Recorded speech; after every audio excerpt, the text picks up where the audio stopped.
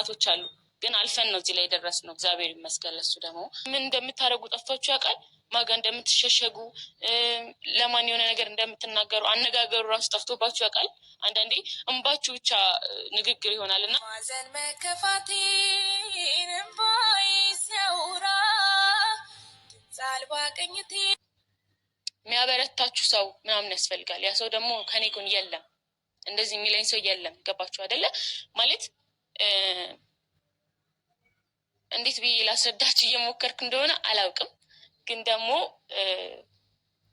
የሁሉ ነገር የምነግራችሁ እናንተ ስላዘናችሁብኝ ስለተናደዳችሁብኝ የህልሜን ንግስት የኔ ያረኩና ብሩቅን በቃ አንተ ስትል አንድ ያየዋል። ሁለተኛ ነገር ደግሞ ካሁን በኋላ ማለት መቀደሙ በመንገዴ መታለፉ አድርጎ ምናምን ቡታጅራ ነበርኩኝ ይህንን 3 ቀን ከቅዳሜ ጀምሮ። ምክንያቱም ሚዲያ ላይ ልጄ ሲያወጣ በጣም የተናደድኩኝ፣ በጣም ነው የተሰማኝ። ምክንያቱም ሚዲያ ላይ ታውቃላችሁ እኔ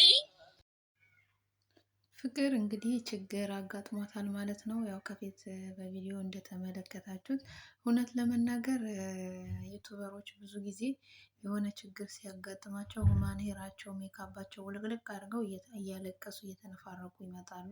ችግራቸው ሲያልቅ ደግሞ እንደዛው ነው ድብልቅልቅ አድርገውት እየመጡ ተመልካችን ያወዛግባሉ ማለት ነው። ፍቅር ይሄ ባህሪዋ በጣም የተለመደ ነው።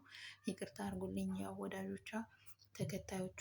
እኔ ለምን ችግር አያጋጥማትም አይደለም፣ ነገር ግን ሁሉም ነገር ችግራችን በቃ ሁሉም ነገር አምጥተን ለሚዲያ መናገሩ ተገቢ ነው ወይ?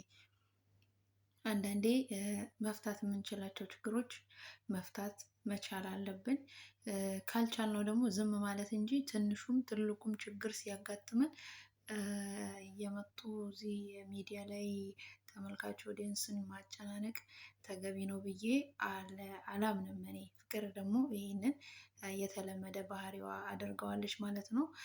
በነገራችሁ ላይ ያው ቪዲዮ ለመስራት ተብሎ እዛም ወንድ ጋር አብሮ ማሳለፍ እንግዲህ ለሴት ልጅ በጣም ከባድ ነው ብዬ እና ለልጄ ጠንካራ እናት ሆኜ መገኘት ነው የምፈልገው ብለሻል። ለልጅሽ ደግሞ ጠንካራ እናት ሆነሽ ለማሳየት ይሄ ቪዲዮ እውነትም ነው ይቀመጣል ለልጅሽ ወደፊት። ነገር ግን ወንድ እየቀያየሩ ለቪዲዮ እይታ ወይም ደግሞ በአጠቃላይ ያው ሚዲያ ላይ ያላችሁ ሰዎች ብዙ ጊዜ ያው ተመልካች ኮመንት የመስጠት መብት አለው። ሁሉም ነገራችሁ ገመናችሁ አውጥታችሁ እስከተናገራችሁ ድረስ። ስለዚህ አንቺ የልጅ እናት እንደመሆንሽ መጠን አንቺን የሚመጥን ስራዎችን ይዘሽ ነው መምጣት ያለብሽ። ለልጅሽም እንዲቀመጥላት የምትፈልጊው ታሪክሽ እንዲቀመጥላት የምትፈልጊ ከሆነ ለልጅሽ ወደፊት ለአይምሮዋም ለእንትኗም ጥሩ የሆነ ነገር አስቀምጠሽ ማለፍ ነው ያለብሽ። ምክንያቱም ወንድ እየቀያየሩ እንደዚህ አይነት እንትን እኔ ለሴት ልጅ በጣም ከባድ ነው ብዬ ነው ማስበው። ምክንያቱም ያው ሁላችንም የምናውቀው ነገር ነው ወንድና ሴት ብቻ እኔ ምን ብዬ እንደምነግራቸው አላውቅም።